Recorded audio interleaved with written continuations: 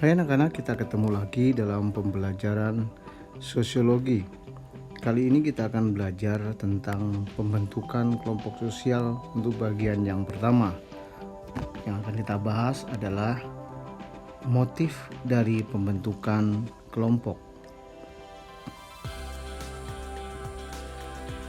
Yang pertama, motif pembentukan kelompoknya adalah common interest atau memiliki kepentingan yang sama.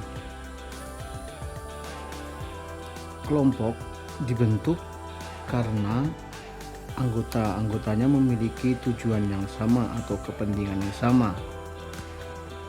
Dengan membentuk kelompok, mereka akan lebih mudah mencapai tujuan bersama.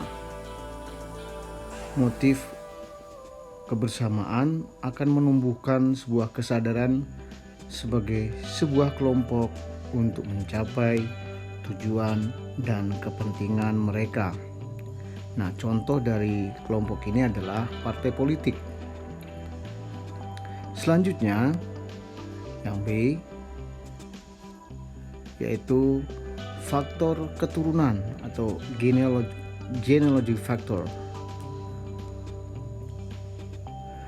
Kelompok ini dibentuk karena ada faktor keturunan, yaitu asal-usul nenek moyang yang sama atau garis darah yang sama.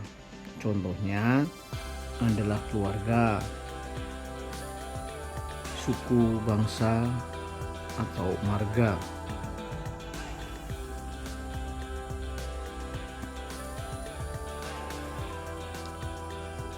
Berikutnya,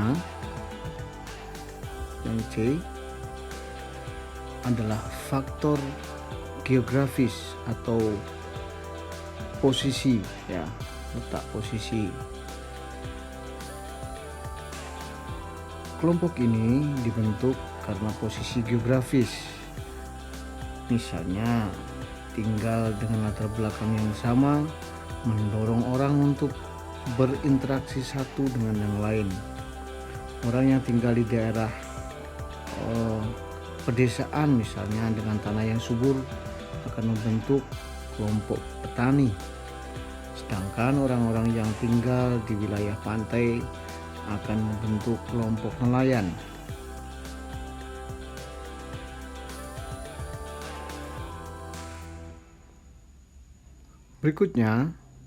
Motif berikutnya adalah kesamaan asal-usul daerah.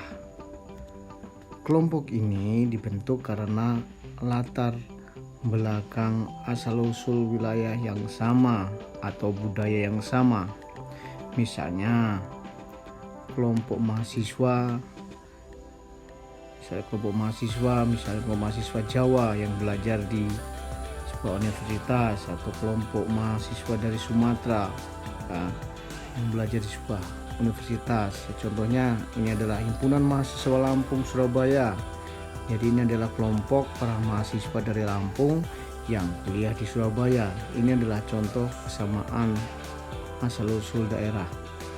Yang berikutnya, yang E adalah kesamaan mata pencaharian.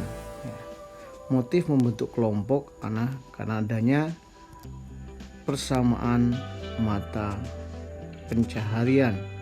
Contohnya misalnya kelompok pedagang buah atau kelompok petani, atau misalnya komunitas pedagang keliling,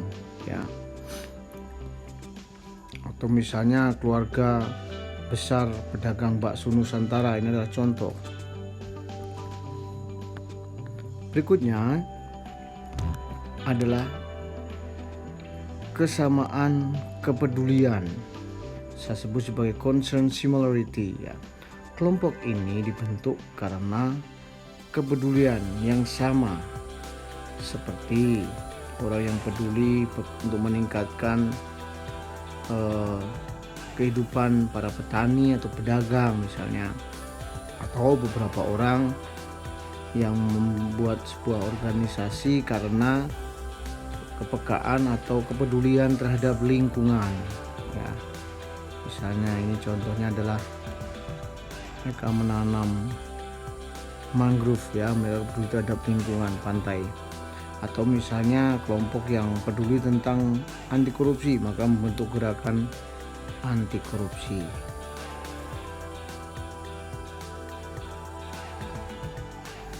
Yang berikutnya, yang dia adalah kesamaan profesi ya.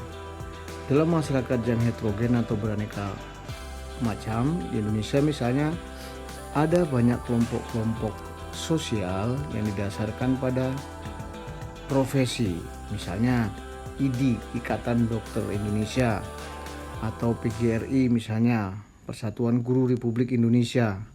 Ini adalah contoh-contoh kesamaan profesi yang membentuk sebuah kelompok sosial. Oke, demikian untuk presentasi kali ini. Semoga kalian selalu sehat ya, tetap jaga kesehatan supaya dapat belajar dengan baik, tetap bersikap positif dan selalu bersemangat. Sampai ketemu lagi untuk pertemuan berikutnya.